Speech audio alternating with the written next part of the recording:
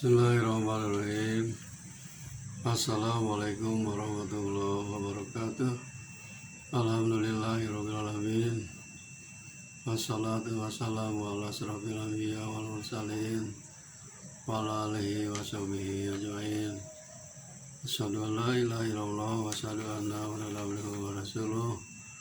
Allahumma sholli ala Muhammad wa ala ali Muhammad kama shallaita ala Ibrahim wa ala ali Ibrahim wa barik ala Muhammad wa ala ali Muhammad kama barakta ala Ibrahim wa ala ali Ibrahim fil alamin innaka Hamidum Majid. Ya ayyuhalladzina ittaqullaha haqqa tuqatih wa la tamutunna illa wa antum muslimun. Wa qala Allah ta'ala fil Qur'anil Karim, a'udzu billahi minasy syaithanir rajim. Kullu nafsin dha'iqatul maut. Saudara-saudaraku yang dirahmati Allah Subhanahu wa taala. Alhamdulillahirabbil alamin. Segala puji milik Allah Tuhan semesta alam. Marilah kita panjatkan puji syukur kita Wajatillahi Rabbi, yang mana Allah SWT telah memberikan nikmat yang paling besar kepada kita, yaitu nikmat iman, nikmat Islam, dan nikmat sehat. Salawat serta salam mudah-mudahan dilimpahkan kepada Janabah Habibana Nabi Muhammad SAW, juga kepada keluarganya, para sahabatnya, dan tidak lupa kepada kita sebagai umatnya. Amin ya Allah ya Rabbal Alamin. Saudara-saudaraku, dalam mukadimah tadi saya bacakan Al-Quran surat Al-Imran ayat 185. A'udzubillahi minasyaitonirrajim. Bismillahirrahmanirrahim. Kullu nafsin dha'iqatul maut. Ya, artinya setiap jiwa akan mengalami kematian. Kematian adalah awal dari kehidupan yang baru menuju alam akhirat. Setelah hidup di dunia ini, karena dunia ini adalah kehidupan sementara, dunia ini akan hilang, dunia ini akan hancur dengan datangnya kiamat kubro. Setelah dunia tiada, setelah dunia hancur, maka kita akan mengalami jalan yang masih panjang. Dunia ini pendek, kita akan menyelusuri jalan yang panjang. Di antaranya ada 8 tahap perjalanan manusia menuju akhirat setelah kematian. Jalan masih panjang. Di antaranya ada 8 tahap perjalanan manusia menuju akhirat setelah kematian.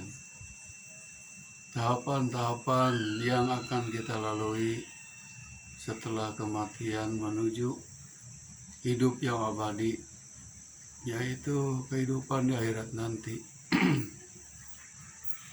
Pertama, akan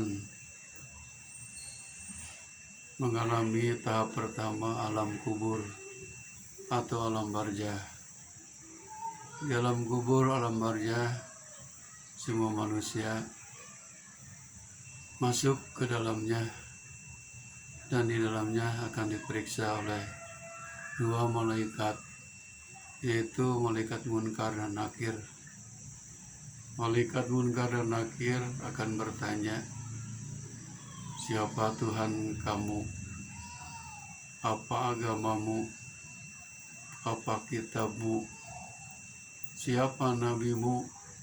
Dan mana kiblatmu? Yang menjawab hanyalah amal soleh kita waktu hidup di dunia ini. Itulah tahapan pertama alam kubur atau alam barzah. Semua manusia pasti akan mengalami semuanya. Yang kedua, hari kebangkitan atau yang disebut Yaumul Ba'ats. Yaumul Ba'ats, hari kebangkitan ini adalah tiupan malaikat Israfil yang kedua. Semua manusia akan bangkit lagi dari kuburnya masing-masing. Mulai dari Nabi Adam alaihissalam sampai kita umat Nabi Muhammad SAW, tidak akan tersisa satupun.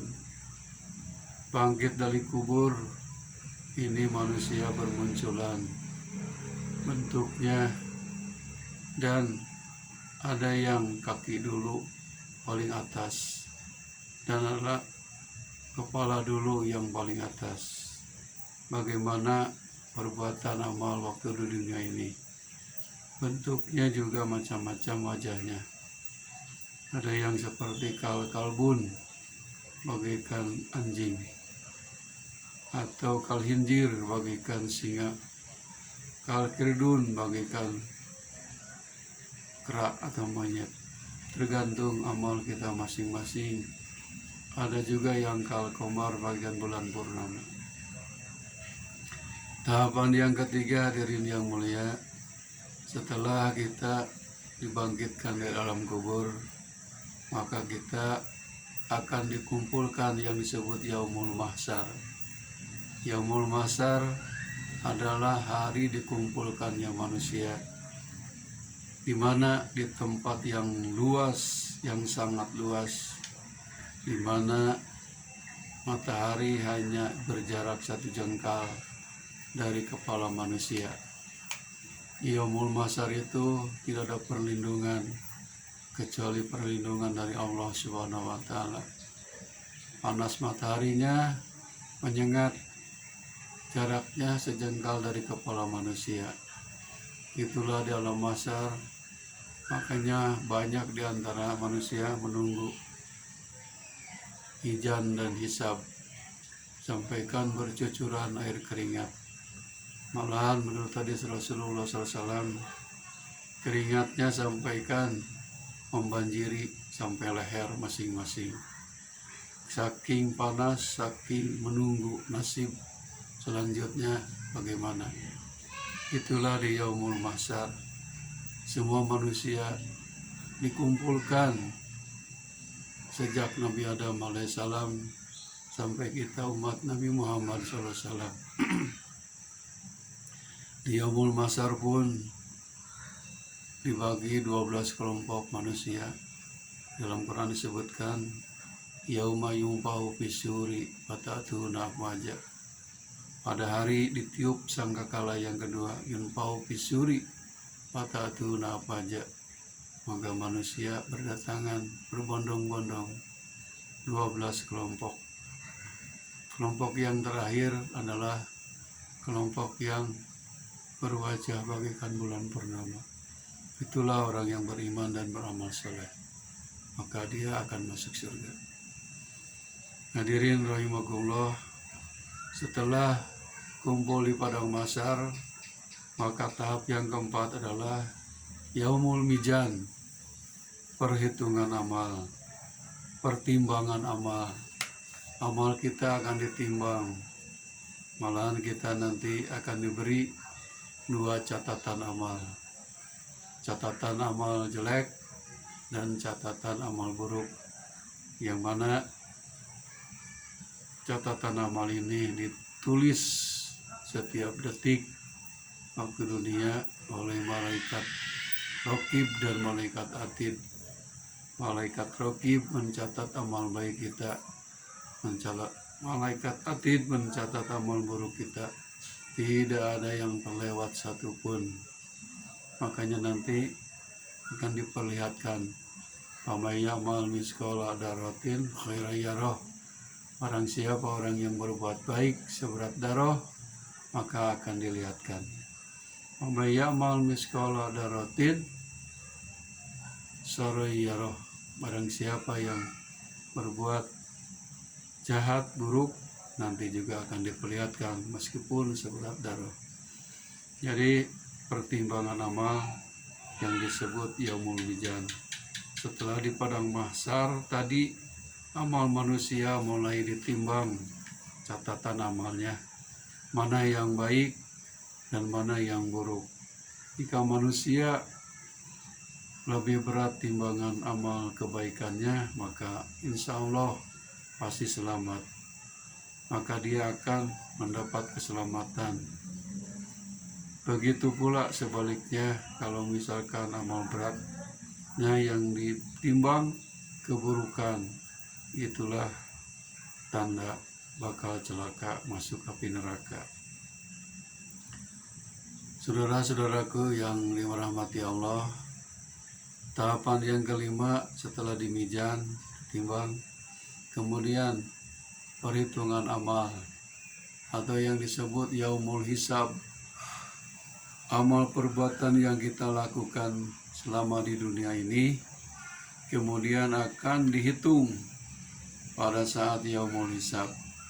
Siapa yang menghitungnya? Allah Subhanahu wa taala. Innallaha sari'ul hisab.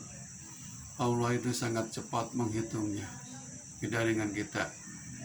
Malahan dalam Quran disebutkan dalam surah Al-Ghasyiyah ayat 25-26 yang artinya Allah berfirman, sesungguhnya kepada kamilah kembali mereka. Kemudian sesungguhnya kewajiban kamilah menghisab mereka.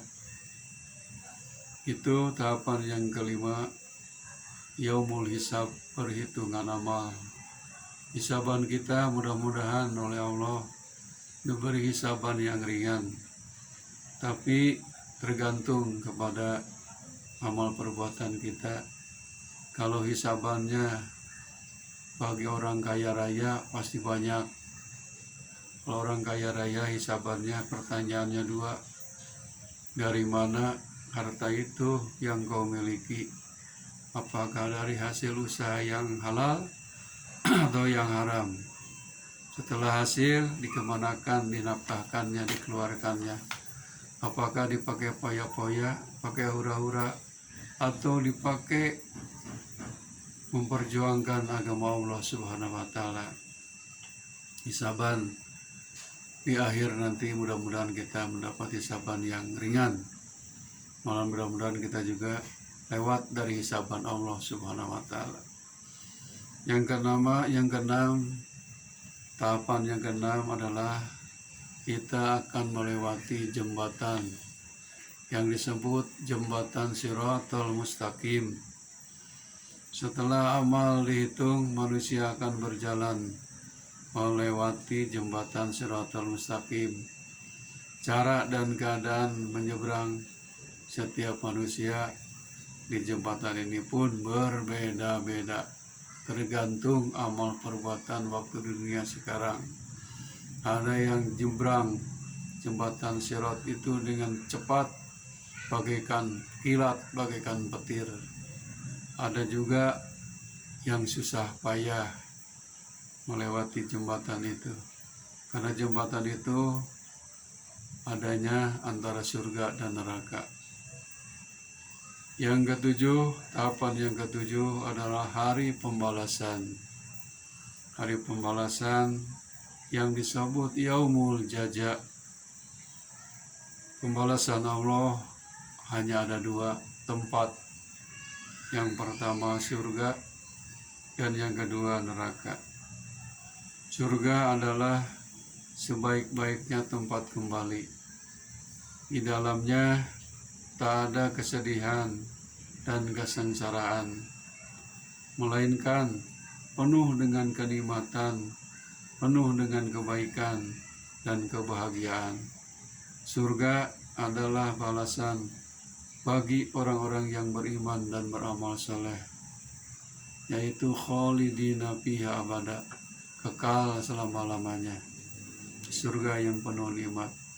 Mudah-mudahan kita menjadi ahli surga, amin ya Allah ya rabbal alamin.